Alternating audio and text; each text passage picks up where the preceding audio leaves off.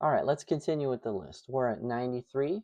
93 is House of Wax.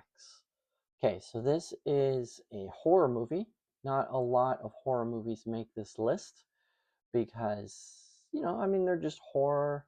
There's not necessarily a story, but this one is actually quite interesting. You have a group of kids. The kids are kind of interesting.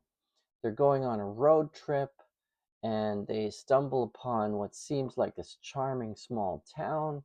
Something seems wrong. It has to do with a wax museum. It's based off, I believe, a 1960s horror movie, but I can tell you that the story is really well written. It's interesting.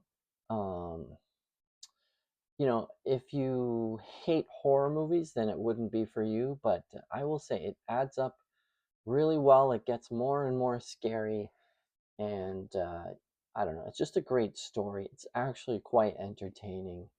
What else to say about it? It's starring Alicia Cuthbert. Alicia Cuthbert. There's Alicia Cuthbert, and she's hot. Okay, so 92. Pleasantville.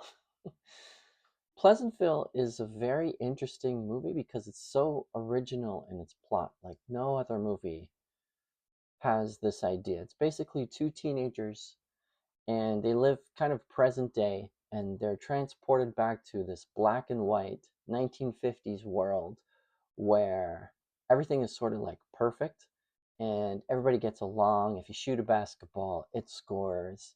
And but they're used to things not right.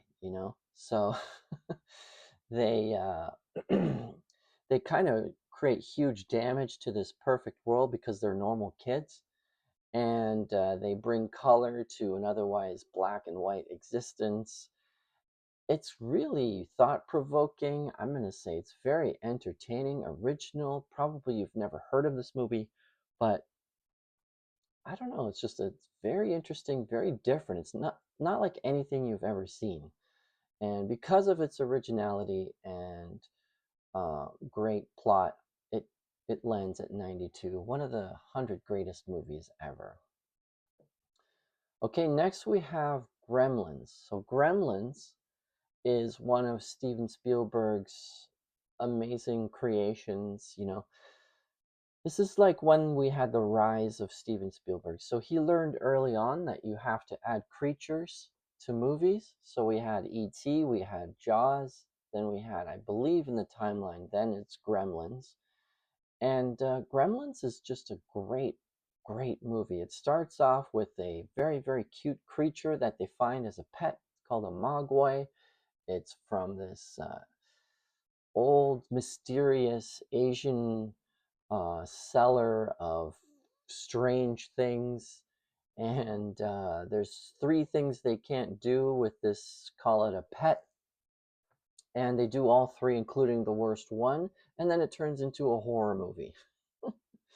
And great writing. It has comedy in it as well, but between the cuteness and you really want the gremlin to survive and the kids to survive and people start dying. I don't know. It's just there's a lot on the line. You care about the characters. They get developed well. Steven Spielberg in his prime, and this was part of the reason what launched his career, I would say.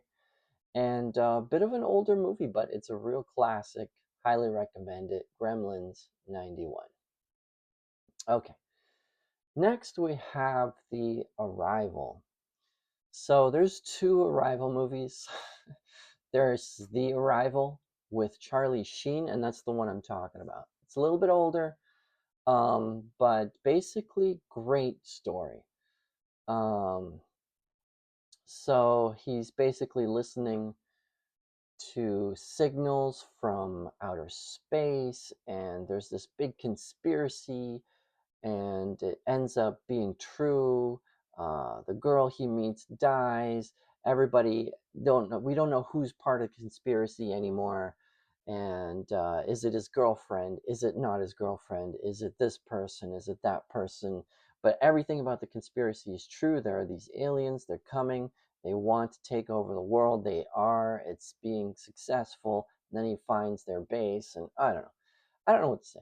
It just builds up and it gets better and better and better and better. And Great ending, amazing writing. Charlie Sheen, you could say what you want about him, but he's a great actor. And great movie. Great movie. The other Arrival is also really good, by the way. I wouldn't quite put it top 100, but it's a very good movie. So, but this one to me, top 100 for sure. Okay, next. 89, we have a movie called Con Air. Okay, so you have this guy, actually, you have a whole bunch of criminals transported on a plane. There's this hijacking that happens, and a lot of them get loose. And then, because they're all the worst criminals that there are, it just becomes this like incredible action movie. And it's kind of over the top a little bit, but extremely entertaining, memorable characters. Cyrus the Virus. John Malkovich plays the quintessential super terrible criminal type, and it's just very entertaining. Like, it maybe not the best, let's say, story necessarily, but if you want to be entertained for 2 hours or such, definitely worth it. Okay, good. So now we go down to 88, and we have a movie called I Could Never Be Your Woman. So, okay, so I don't watch a lot of rom-coms.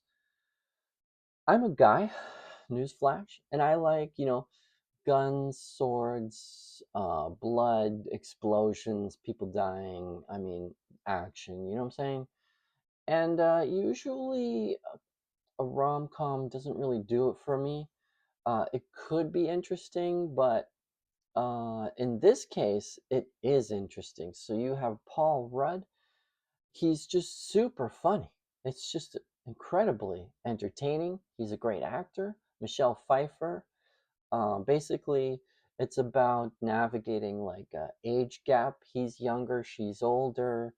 They have relatable romantic struggles. But every part of the movie is just kind of like in this vibe of like fun and entertaining, and you care about the people.